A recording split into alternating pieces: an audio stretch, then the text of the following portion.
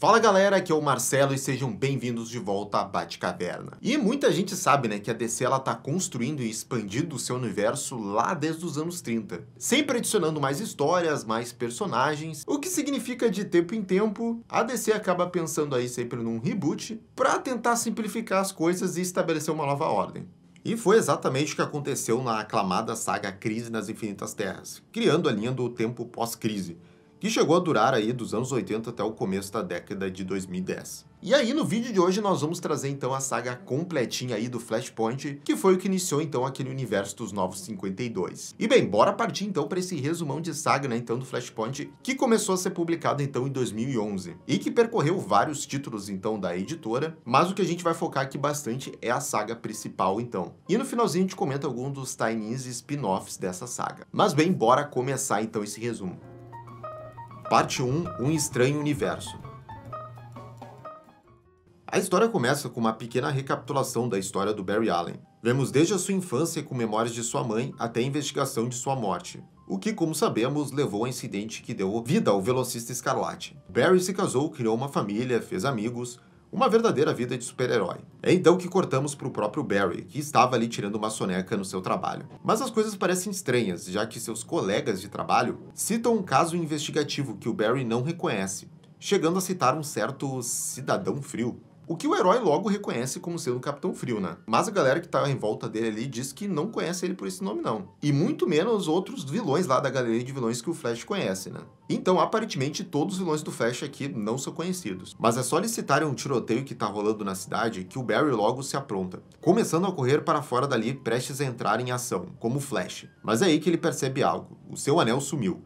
Além disso, ele logo tropeça e começa a cair pelas escadas, percebendo que não tem mais os seus poderes, mas quem está ali para levantá-lo é ninguém mais, ninguém menos que Nora Allen, pois é a falecida mãe do Barry, mas ela tá vivinha aqui. O rapaz tenta se recompor do baque, enquanto a sua mãe o lembra que hoje é seu aniversário, e ela estava ali para que eles possam comemorá-lo.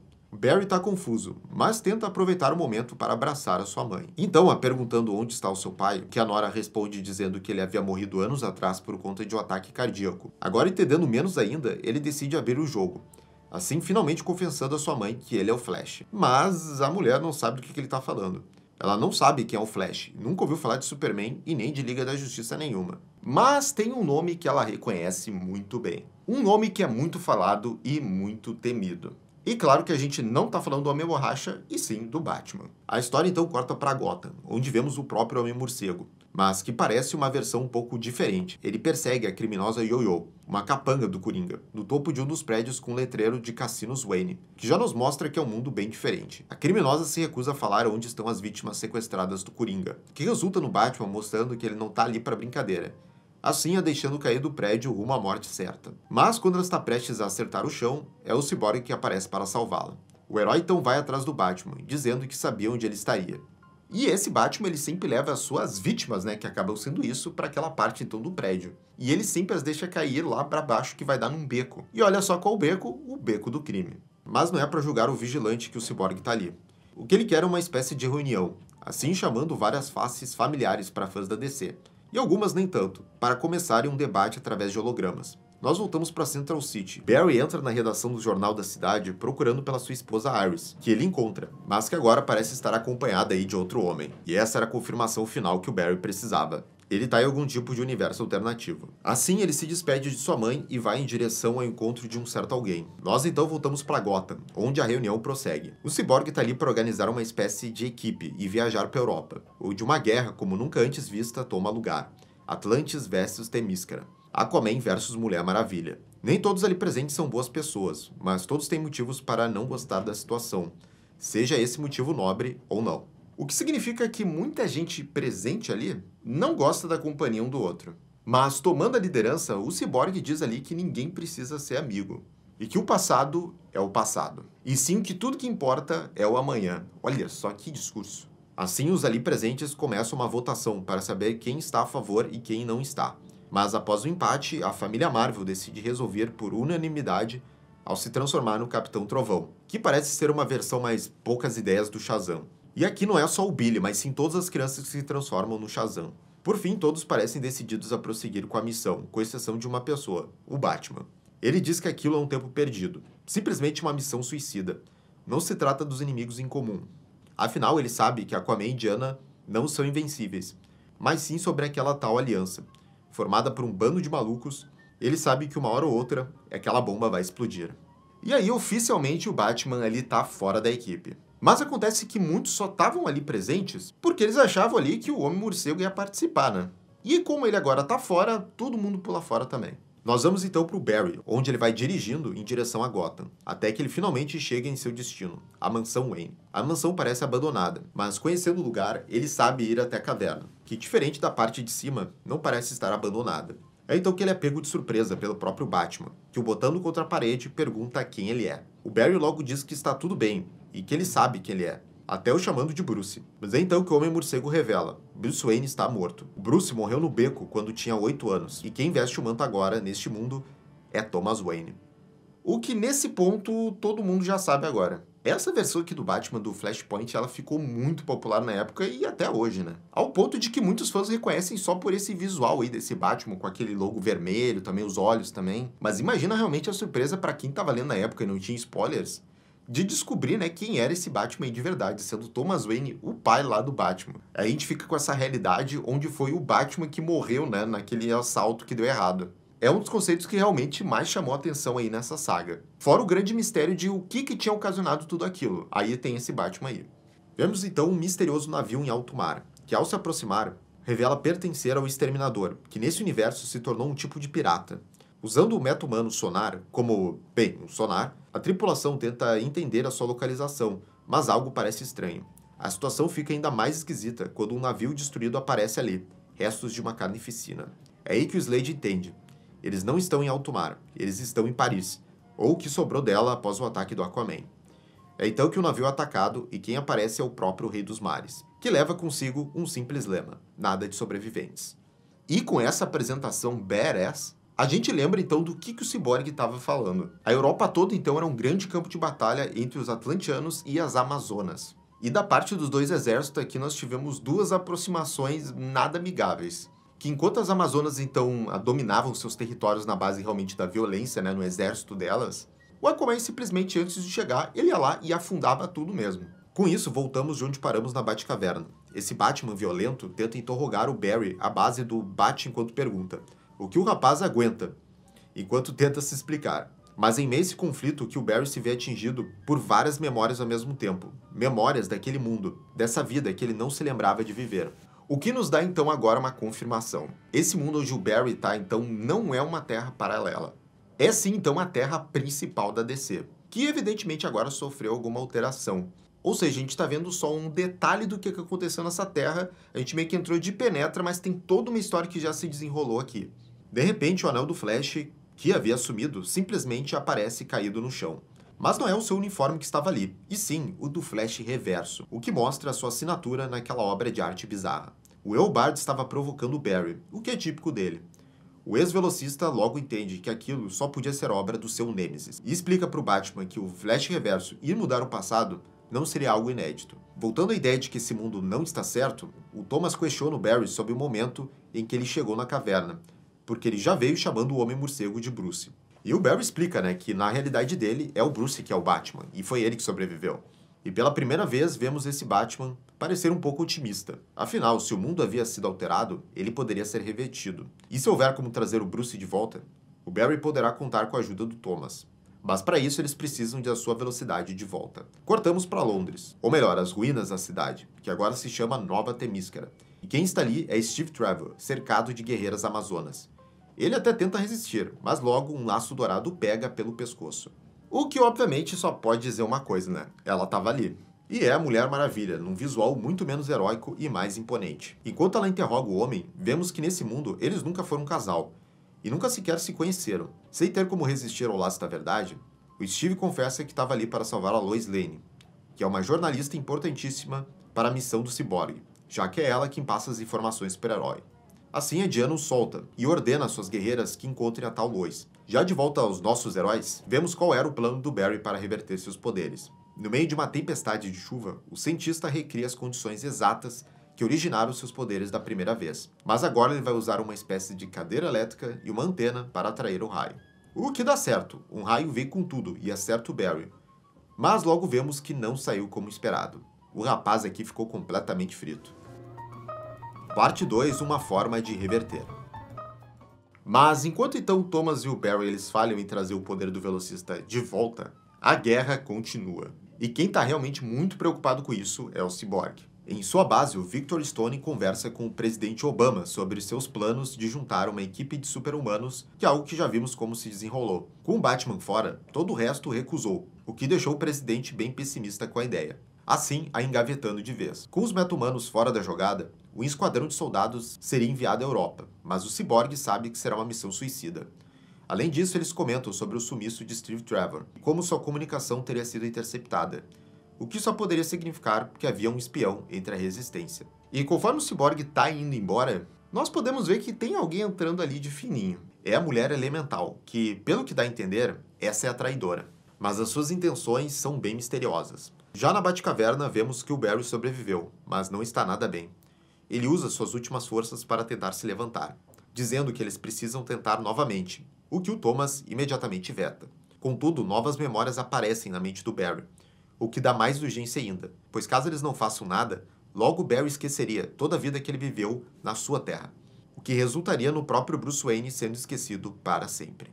E ouvindo todo esse discursinho, todo esse papinho aí, o Thomas concorda então em tentar novamente. É só falar algo que tem relação ali com o Bruce que o cara já amolece o coração ali, né? Pai é pai no final das contas, né? Os dois então voltam para a tempestade, mas dessa vez não tem enrolação alguma. Um raio imediatamente acerta o Barry em cheio, como se fosse o seu destino, causando uma pequena explosão que empurra o Batman, o arremessando em direção a vários espetos, que causaria sua morte de certo. Mas então raios começam a correr pelo corpo do Barry, que com uma super velocidade consegue salvar o Thomas. Finalmente o Flash está de volta. Nos escombros do que já foi o metrô de Londres, vemos a jornalista Lois Lane tentando contatar o Cyborg, mas sem sucesso. Ela corre por sua vida, sabendo que agora que foi dedurada, seria alvo das Amazonas a qualquer instante. De repente, uma criatura monstruosa aparece ali na sua frente, proferindo um tipo de rima. E é claro que é o Etrigan, e ele não está sozinho. Vemos o Bandoleiro, Lady Godiva, Senhora Hyde e o Grilo de Canterbury, e eles fazem parte da Resistência. E uma curiosidade legal é que esse herói que aparece aí, o Bandoleiro, era uma criação então do Dili para os quadrinhos da Image, e um membro da equipe então dos Wildcats ali no quadrinho, né? Só que antes então da saga do Flashpoint começar, né, a Image ela foi vendida então para DC. Então essa aparição aqui desse personagem é meio que a introdução dele então no universo da DC. É basicamente o que tinha acontecido lá, por exemplo, com Besouro Azul ou Questão no passado, que são personagens que tinham sido comprados então de uma outra editora e acabam aparecendo sendo a sua introdução em mega sagas, como aconteceu com esses personagens. Na Batcaverna, vemos que o Barry se recuperou consideravelmente desde que reconquistou seus poderes, já que junto da super velocidade vem a super regeneração. Agora ele precisa de um uniforme, e já que está ali, o Thomas sugere que ele utilize o do Flash Reverso, o que o Barry nem sequer cogita, já que tem uma ideia melhor. Em instantes, ele costura uma versão idêntica ao seu uniforme clássico, agora pronto para voltar à ativa. Fazendo pesquisas, a dupla vai atrás de saber como estão os heróis desaparecidos do universo original, já que nesse mundo o Abin Sur nunca morreu. Hal Jordan nunca se tornou Lanterna Verde, mas ainda havia um trunfo, o Superman. Na mesma época que o Bruce nascia, um foguete caiu em Metrópole e destruiu parte da cidade. O que o Barry logo reconhece então como a chegada lá do bebê Kal-El, que ao invés de cair então num lugar isolado lá em Smallville, acabou caindo então no meio da cidade de Metrópolis, o que muda muita coisa. Ainda assim então o Thomas e o Barry eles não sabem onde que foi parar então esse foguete, mas o Thomas conhece alguém que pode saber onde é que foi parar. E é claro que é o Cyborg. O grupo troca uma rápida ideia, o que resulta no Batman repetidamente aceitando entrar na equipe do Cyborg, o que o deixa animado. Acessando o banco de dados do governo, o Victor encontra algo com o codinome Projeto Superman, além de uma base secreta escondida abaixo de Metrópolis. Assim, esse protótipo de Liga da Justiça segue em direção a essa base, passando pelos esgotos da cidade até encontrar uma base militar. Nas informações que coletou, o Cyborg descobriu que esse foguete havia sido apenas um de 3 foguetes que chegaram posteriormente, todos trazendo algo que não foi divulgado. Mas que nós logo descobrimos, pois no caminho até o Superman, eles encontram um esqueleto de cachorro sendo estudado no laboratório. Galera, só podia ser ali o Krypto, né? F para o nosso querido Krypto. E o detalhe também é que talvez aquele terceiro foguete que é mencionado talvez tenha trazido a Supergirl, mas aí a gente não tem notícia disso. Finalmente o trio encontra o que veio procurar, uma enorme prisão com o emblema do S protegido por guardas, que não são ameaças para o Batman. Ele rapidamente consegue os desacordar com soníferos, o que dá liberdade para o ciborgue abrir a câmara, revelando um Clark Kent praticamente anêmico, um Superman que nunca viu o sol. Eles finalmente o libertam, quando mais equipes de guarda chegam no local. O ciborgue consegue os enrolar, para que possam fugir, voltando pelos túneis do esgoto até finalmente encontrarem uma luz no fim do túnel, que leva diretamente para a Baía de Metrópolis. Ou seja, para onde há sol. Maravilhado com aquilo, o Kal-El começa a levantar voo em direção ao astro, até utilizando sua visão de calor para derreter a arma de um dos soldados, mostrando que ele não tem interesse em matar ninguém, apenas desarmá-los. Batman imediatamente grita para que o Superman ataque os guardas, mas o que acontece não é nada disso, porque o Super simplesmente continua voando e vai embora dali, os deixando sozinhos contra todo aquele grupo de soldados. E eles não têm muito tempo então para contratempos. Porque em meio a tudo isso que está acontecendo, a guerra então entre Atlantis e as Amazonas está prestes então a explodir. Em Fawcett City, quem testemunha esse conflito é a família Marvel, que assiste tudo pela televisão de casa, enquanto discute se eles devem interferir ou não. Já em Cold City, é o Hal Jordan que se prepara para se juntar à guerra, ao subir num jato armado com um míssil chamado de Flecha Verde. Uma clara referência aí ao nosso arqueiro. E também a cor do Anel das Lanternas, né? Agora em Metrópolis, o trio de heróis tenta se virar como pode contra os soldados, mas a situação não tá bonita. Isso até que uma série de gases começa a surgir, cortesia da mulher elemental. Ela admite estar seguindo então o ciborgue há já um bastante tempo. Isso tudo porque o ciborgue tinha convidado ela para formar uma equipe, e ela nunca tinha sido convidada para nada, então, isso já foi uma grande coisa para ela. Mas logo a conversa toda é interrompida, quando o Flash tem mais flashes de memórias novas, agora mais fortes do que nunca. Como um bom médico, o Batman aplica um remédio no Barry, o que acalma o seu cérebro, mas só por enquanto. No caso da família Marvel, a discussão sobre se eles devem ou não ir para a guerra se torna acalorada, quando de repente eles recebem uma visitinha.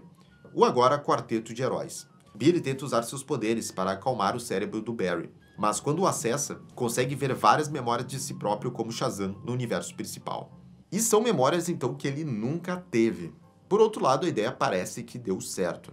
E o Barry ele começa então a se recompor. Mas assim que ele se levanta, o Barry se depara com mais notícias horríveis na televisão. O exército americano, que ia ao território europeu, acabou sendo atacado por uma frota de aviões invisíveis, o que ocasionou na morte do piloto Hal Jordan. E isso é o ultimato para o Flash, que leva o Thomas Wayne para uma conversinha particular. A intenção deles era unicamente encontrar o Flash Reverso e reverter tudo para o universo padrão. Mas com tudo que está acontecendo, é dever deles ajudar a trazer a paz. Afinal, caso o plano deles der errado e eles não conseguirem reverter o mundo, eles teriam que lidar com as consequências de uma guerra nunca antes vista. Mas o Thomas ele não tá muito afim não aí dessas ideias. E aí, segundo as palavras dele, ou eles mudam esse mundo para o que era antes, então pelo que o Barry dizia para eles, ou eles deixam ele realmente queimar para ir pro inferno, porque tudo é culpa deles mesmo e esse mundo é responsabilidade deles. Logo o resto do grupo se junta a eles, sem entender muito o clima pesado. O Flash rapidamente pede ao Victor que entre em contato com o resto dos meta-humanos, mas o Cyborg explica que se o Batman não for, ninguém vai. Mas, de surpresa, a família Marvel diz que vai com o Flash, e logo a Mulher Elemental se junta. Já o Batman mantém a postura de antes, se recusando a ir. Mas quando o Flash cita que o Bruce iria, o Thomas muda de ideia. Assim, o grupo se apronta na nave do Batman e se encaminha para o campo de batalha. E aí o clímax da guerra está chegando. O Aquaman e a Mulher Maravilha se enfrentam cara a cara, enquanto lavam roupa suja, quando os heróis aparecem ali para se juntar aqui nessa porradaria. Imediatamente, o Capitão Trovão se joga na Mulher Maravilha, a qual ele diz ser a responsável pela cicatriz em seu rosto, enquanto o Flash corre em direção ao Aquaman para tentar convencê-lo a cessar a violência. Mas, de repente, é a Feiticeira, aliada do grupo dos heróis, que usa sua magia para separar o Capitão Trovão, assim deixando as crianças vulneráveis. E assim também nos mostrando quem era a tal traidora, do qual o presidente tinha falado, numa conversa antes aqui na história. Era ela, então, quem estava passando informações lá para a Mulher Maravilha. E nós finalmente podemos ver um fragmento da humanidade dessa Diana, que fica surpresa ao ver que o capitão era apenas um menino. Mas essa empatia não está presente em todas as Amazonas, porque logo uma das guerreiras investe no garoto e o empala com sua espada, assim o matando e causando uma explosão de trovões. É nesse estado de caos que vemos o Flash caído no chão, quando de repente o suposto autor de tudo aquilo dá as caras. Eobard Thawne, o Flash Reverso. Parte 3, Sacrifícios. O vilão chega ali e diz que aquilo tudo é obra do Barry, mas o velocista não dá tempo para conversa e já parte para porrada. o que inicia um combate. Em meio à batalha, o Eobard continua repetindo sobre algo que o Barry havia feito, mas havia esquecido. Isso até que ele refresque a sua memória. Ele revela a cruel verdade de que tudo aquilo era de fato obra do Barry, que ao voltar no tempo para salvar a sua mãe, acabou criando essa realidade deturpada, num ato de egoísmo total. E o Flash Reverso aqui, ele tá no modo total sádico. A todo momento ele tá sorrindo e até rindo também, e aí você realmente consegue ver que isso tá dando muito prazer pra ele poder ver o Barry sentindo essa culpa. A culpa é dele perceber o que ele fez. O Flash finalmente lembra de tudo, o que logo o Batman comenta dizendo que se ele fez isso, ele pode desfazer. Mas a dupla não tem tempo para diálogo, porque logo o Flash Reverso ataca o Thomas com força. Óbvio que o Barry não deixa barato, e logo os velocistas voltam ao combate. Mas é então que Eobard dá o seu trunfo final. Por todos aqueles anos, ele não podia matar o Barry, pois se o Flash morresse, o futuro em que o Eobard nasceu não existiria, logo ele próprio não existiria. Mas ao mudar a realidade, o Barry expulsou o vilão da linha do tempo de alguma forma, o tornando um paradoxo vivo. Ou seja, agora o vilão finalmente pode matar o Flash. E ele aproveita essa deixa para golpear o Barry diversas vezes, deixando o herói cada vez mais fraco. Não havia mais dúvidas, agora era a hora. O fim do Flash.